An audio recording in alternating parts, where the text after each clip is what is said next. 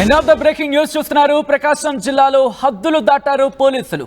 మరి ముఖ్యంగా ఒక షాప్లోకి వెళ్ళి, బహుశా షాప్లోకి వెళ్ళడం కాదు, షాపులోకి దూరి వాళ్ళు చేసిన తతంగం ఒక్కసారిగా ఇప్పుడు సెన్సేషనల్గా మారింది. సోషల్ మీడియాను కుదిపేస్తోంది.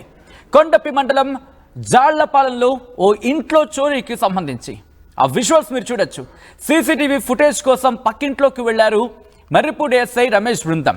అంటే కొండపి మండలం జాళ్లపాలెంలో ఓ ఇంట్లో చోరీ జరిగింది. ఆ చోరీ కోసం ఇన్వెస్టిగేషన్లో భాగంగా సీసీటీవీ ఫుటేజ్ కోసం పక్కింట్లోకి వెళ్లారు మర్రిపూడి ఎస్ఐ రమేష్ బృందం. ఆ విజువల్స్ మీరు చూడొచ్చు. అక్కడ అదుగు ఆ మహిళ అక్కడ అడ్డంగా వస్తే కనుక చూడొచ్చు. ఆ మహిళ అదుగు ఆ రెడ్ సర్కిల్లో చూడండి. ఒక మహిళ మీద ఎంత అసభ్యంగా ఎంత అభ్యంతరకరంగా అసలు మహిళ మీద చేసుకోవడానికి వీళ్ళకి హక్కు ఎవరిచ్చారు? ఒక మహిళ మీద చేసే హక్కు ఎవరికి ఉంది? ఒకవేళ మహిళ మీకు సపోర్ట్ చేయట్లేదో, లేకపోతే మీకు సపోర్టివ్గా లేదో అనుకున్నప్పుడు మహిళా పోలీసులు కదా అక్కడ ఉండాలి. ఇటు సాధారణ పౌరులకి రక్షణగా నిలవాల్సిన పోలీసులే ఒక మహిళ మీద, ఒక మనిషి మీద చేసుకునే హక్కు మీకు ఎక్కడుంది? మీకు ఎవరిచ్చారు ఆ హక్కు? ఒకవేళ తప్పు చేస్తే ఆ తప్పుకి తదనుగుణంగా చర్యలకు ఉపక్రమించే హక్కు మీకు ఉందేమో, కానీ మరి ముఖ్యంగా మహిళల మీద చేసుకునే హక్కు మీకు ఎవరిచ్చారు? మహిళపై దౌర్జన్యం చేసి డివిఆర్ డివైస్ సామాగ్రి లూటీ చేశారు సిబ్బంది. దీనికి సంబంధించిన ఆ వార్త ప్రస్తుతం సంచలనంగా మారింది. స్థానికంగా కలకలం రేపిందనే చెప్పుకోవాలి. ఇంట్లోని బాబు చేతిలోని ఫోన్ని లాక్కు వెళ్లారు పోలీసులు అంటూ అక్కడ చర్చ జరుగుతుందంటే అర్థం చేసుకోవచ్చు.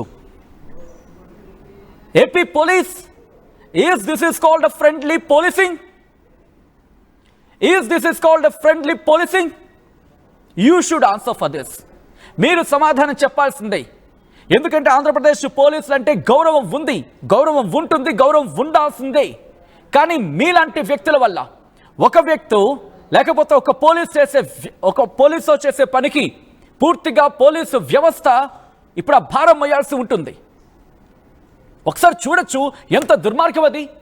షాప్లోకి వెళ్ళిన తర్వాత అదిగో మీరు చూడొచ్చు. షాప్లో అక్కడ రెండు విజువల్స్ చూద్దాం. వన్ బై వన్ వెళ్ళే ప్రయత్నం చేద్దాం. ముందుగా అక్కడికి వెళ్ళారు కదా, ఆ ఫస్ట్ విజువల్ చూడండి. ఆ ఫస్ట్ విజువల్ మాట్లాడుతూ ఉంటాడు. మాట్లాడిన సందర్భం మీరు ఆ విజువల్ చూడొచ్చు. ఆ తర్వాత అక్కడ అదిగోండి ఆ ఫోన్కి సంబంధించి మీరు చూసే ప్రయత్నం చేస్తే కనుక మాట్లాడుతున్నాడు కదా, ఆ లోపలికి వెళ్ళిపోయాడు.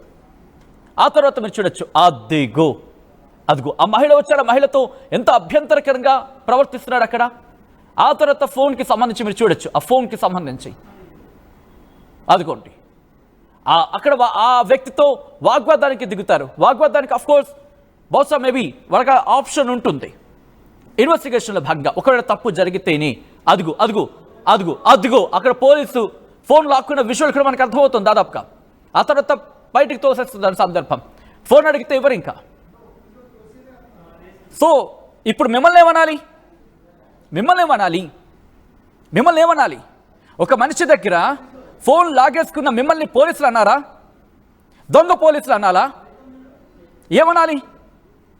బహుశా ఇక్కడ పోలీసు వ్యవస్థని ప్రశ్నించే పద్ధతికి సంబంధించి ఒక లిమిట్ ఉంది కాబట్టి అక్కడ ఆగే ప్రయత్నం ప్రజలు ఆగారు. లేకపోతే మీ పరిస్థితి ఏంటి? మీరు వేసుకున్న యూనిఫామ్కి మర్యాద మీరు ఇవ్వరా? ఇదే ప్రశ్న. ఒక కామన్ మ్యాన్ అడిగితే మీరు సమాధానం చెప్పరా? Remember, you are the public servants. గుర్తుపెట్టుకోండి, మీరు పబ్లిక్ సర్వెంట్స్. పబ్లిక్కి సేవకులు మాత్రమే, శాసకులు కాదు, శాసనం రాసేవాళ్ళు కాదు. మీరు you are there for the public. మీరు ప్రజల కోసం ఉన్నారు. కానీ ప్రజల్ని గుర్తుపెట్టుకోండి, మీరు వాళ్ళకి సేవ చేసేందుకు మాత్రమే ఉన్నారు తప్ప వాళ్ళ సెల్ ఫోన్లు దొబ్బేయడానికి, బహుశా క్షమించండి ఈ పదం కాస్త కఠినంగా అనిపిస్తాయి, ఒక మహిళ మీద దురుసుగా ప్రవర్తించడానికి మీరు లేరు. And this is not your work. Remember. బహుశా కాస్త కఠినంగా అనిపించవచ్చు ఈ పదాలు. ఇక్కడ మళ్ళీ చెప్పే ప్రయత్నం చేస్తున్నాను, ఇది పూర్తిగా ఆంధ్రప్రదేశ్ పోలీసులకి అంటోంది కాదు. ఒక వ్యక్తి చేస్తున్న పని వల్ల, ఒక వ్యక్తి చేసే పని వల్ల పూర్తిగా వ్యవస్థ అక్కడ భారం మోయాల్సి ఉంటుంది. ప్రతిదానికి ఒక లిమిట్ ఉంటుంది కదా. మీరు చేసే పని అక్కడ ఎంత ఇంపాక్ట్ చూపిస్తుంది? అక్కడ సీసీటీవీ ఫుటేజ్ మర్చిపోయారేమో, బహుశా సీసీటీవీ ఫుటేజ్ లేదు అనుకున్నారేమో, ఒకడు ఉండుంటే అని చెప్పి వాళ్ళు భావించి ఉంటే. సో ఇక్కడ రెండు ఆ ప్రోస్ అండ్ కాన్స్ రెండు ఆలోచించాలి కదా. ఒకసారి అక్కడ ఏం జరిగిందో ఆ ఆడియో ఒకసారి వినే ప్రయత్నం చేద్దాం. ఐ రిక్వెస్ట్, మీకు నేను ఈ ప్రశ్నని సంధిస్తున్నాను, లేకపోతే మీ ప్రశ్నని ముందుంచే ప్రయత్నం చేస్తున్నాను, మీరు మాట్లాడే ప్రయత్నం చేయండి. ఈ ఆడియో ప్లీజ్.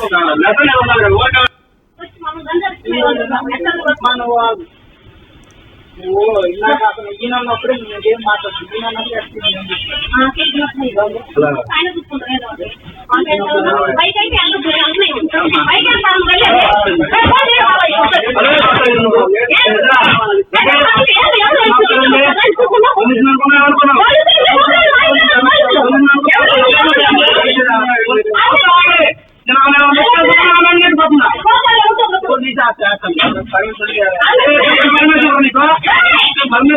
నువ్వేం చేసుకుంటా చేసుకో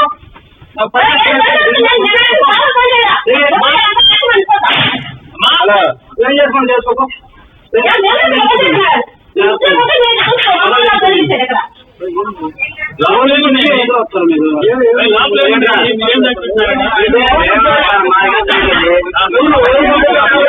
అసలు నాకు ఈయన నేను పోలీసు స్కీమ్ అంటున్నాను.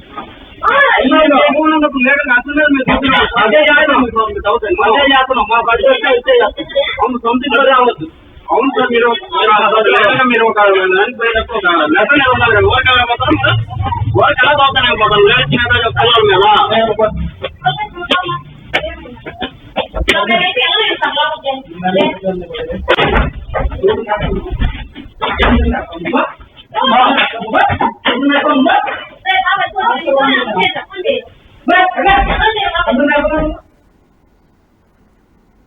ఇది అభ్యంతరకరం, నిరభ్యంతరంగా అభ్యంతరకరం.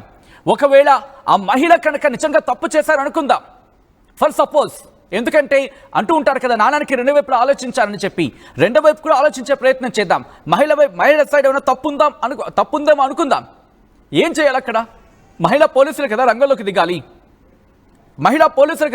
దిగాలి, ఒకవేళ ఆమె నిజంగా తప్పు చేస్తే ఆ తర్వాత చట్టబద్ధంగా చర్యలు తీసుకున్నా తప్పులేదు అక్కడ.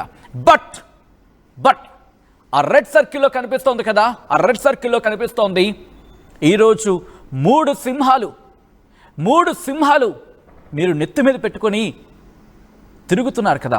బహుశా క్షమించండి పదం కాస్త అభ్యంతరకరంగా అనిపిస్తే కనుక. ఎందుకు నేను ఈ మాట అంటున్నానంటే, బాధ్యత. మీకు అది టోపీ అని మీరు అనుకుంటే ఇలాంటి పనులే కాదు, మీకు కిరీటం అనుకుంటే చాలా బాధ్యతగా ప్రవర్తిస్తారు. ఈరోజు మీరు ఆ కిరీటాన్ని పక్కన పెట్టి ప్రవర్తించిన ఆ తీరుంది చూశారు, అభ్యంతరకరం. మహిళా సమాజం ఊరుకునే సిచ్యువేషన్ కాదు ఇది, అభ్యంతరకరమైన ఘటన. దీనికి సంబంధించి ఇటు ఆంధ్రప్రదేశ్